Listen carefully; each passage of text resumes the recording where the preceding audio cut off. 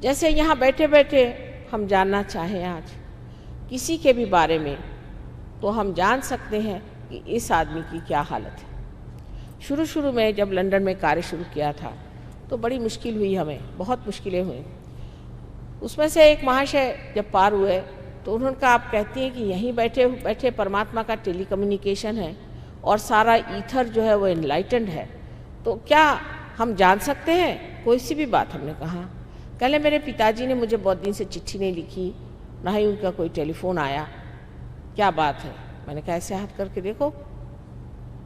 तो उनका अजीब बात है, इस जगह बहुत जलन आ रही।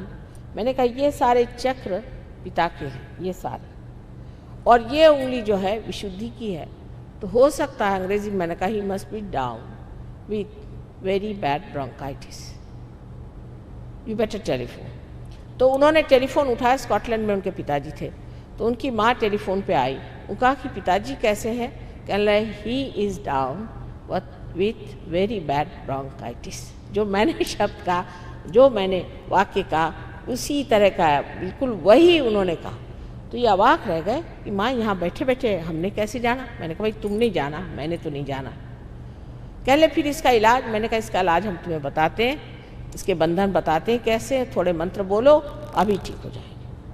आधे घंटे बाद उनके माँ का फ़ोन आया कि बड़ी आश्चर्य की बात है, उनका सारा बुखार भी उतर गया, उनकी तबीयत ठीक हो गई और वो टहल पहल रहे हैं। और फिर पिताजी से बात हुई, उनका पता नहीं क्या हुआ, तुम्हारे फ़ोन आने के बाद एकदम हमें आधे घंटे में ही आराम आ गया। अब ये कैसे होता है? अपने को इतना आश्चर्य लगता है कि हो नहीं सकता। क्यों नहीं हो सकता? अगर आप टेलीविज़न पे खड़े हो जाएं तो दुनिया के कोई भी कोने में आप देख सकते हैं कि कलकत्ते में क्या हो रहा है। ये कैसे होता है?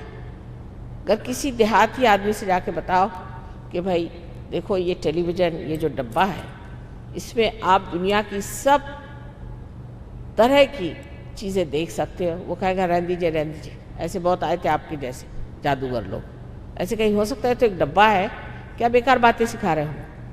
लेकिन जब आप उसकी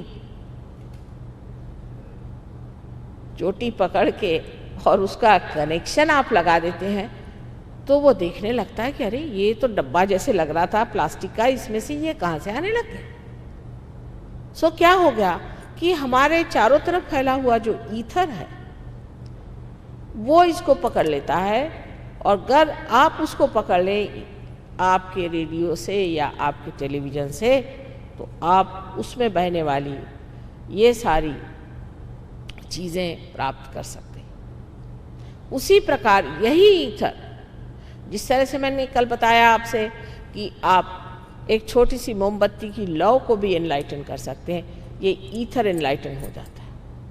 और जब आप कोई बात सोचते हैं, क्योंकि आपका चित्त एनलाइटन है, तो आप जैसे कोई समझ लीजिए एक टेलीविज़न सेंटर बन गए और वहाँ से ये मैसेज गया और फौरन उसी क्षण तत्क्षण आपके पास खबर आ गई।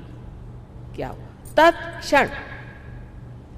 एक बार श्री रामदास स्वामी से श्री शिवाजी महाराज ने पूछा कि कुंडलिनी के जागरण में कितना समय लगता है? उन्होंने कहा तत्क्षण।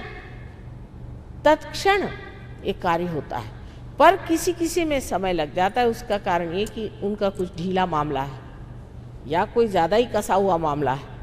अब समझ लीजिए अगर आप टेलीविज़न लेके आए तो तत्क्षण आपको सब दिखाई देता है, और समझ लीजिए प्लग ही नहीं लगा तो उसे क्या करा जाए। इसी प्रकार जो कुछ भी आपको जानना है वो सारा जानना आप तत्क्षण कर सकते हैं। इसी को ज्ञान कहा जाता है। ज्ञान पुस्तकों से नहीं आता।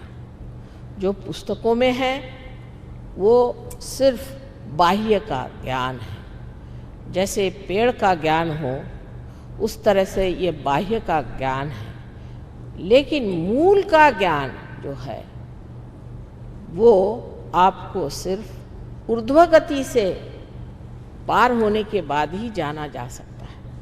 ऊर्ध्व गति के सिवाय कोई और रास्ता नहीं है।